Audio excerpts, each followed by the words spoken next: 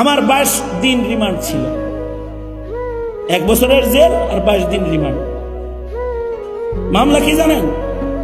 মামলা হলো আমি বাইতুল মুকাররমের উত্তর গেটে ককটেল মেরে পালাইছি, এটা হলো মামলা আমার নাম। আমি ককটেল জীবনে কোনোদিন চোখেই দেখিনি। পত্রপত্রিকায় ককটেলের ছবি দেখছি, কিন্তু ককটেল চোখে দেখিনি কোনোদিন। আর মামুনুল হকের মামলা কি জানেন? মানিব্যাগ চুরি। উনি মানিব্যাগ চুরি করছে। আমার মামলা হলো আমি ককটেল মারছি। আর জুনায়েদ আল হাবিবের মামলা হলো গাড়ি ঘুরাইছে। এইগুলো হলো মামলা। এই মামলায় আবার রিমান্ড কতদিন জানেন?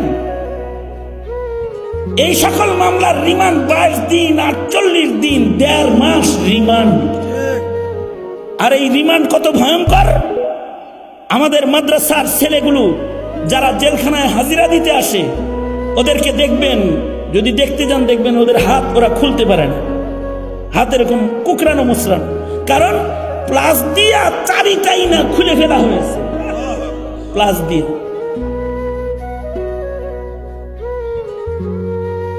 লটকায় রিমান্ড করা হয়েছে। তবে এই রিমান্ডের ভেতরে কিছু ভালো পুলিশও আসে, এমন পুলিশও ঢুকছে যাদের ভেতরে ঈমান আছে। এরা দরজা বন্ধ করে জড়ায় ধরে কাঁদছে আর বলছে, হযরত হাত পা বাঁধা, মাফ করে দেন। কিন্তু যারা নিজেকে বিক্রি করে ফেলেছে কারোর কাছে, তারা এসে বলে কি জানেন? তারা বলে কি, কাদিয়ানীদের সাথে একটু মিলমিশ করে চলা যায় না? আরে কাদিয়ানির সাথে কি মিলমিশ করে চলবো? আবার তাদের প্রশ্ন হলো, কাদিয়ানীরা কি আসলেই কাফের? এই কথা শুনলে তো ইবলিসেও হাসে যে কাদিয়ানী কি আসলেই কাফের?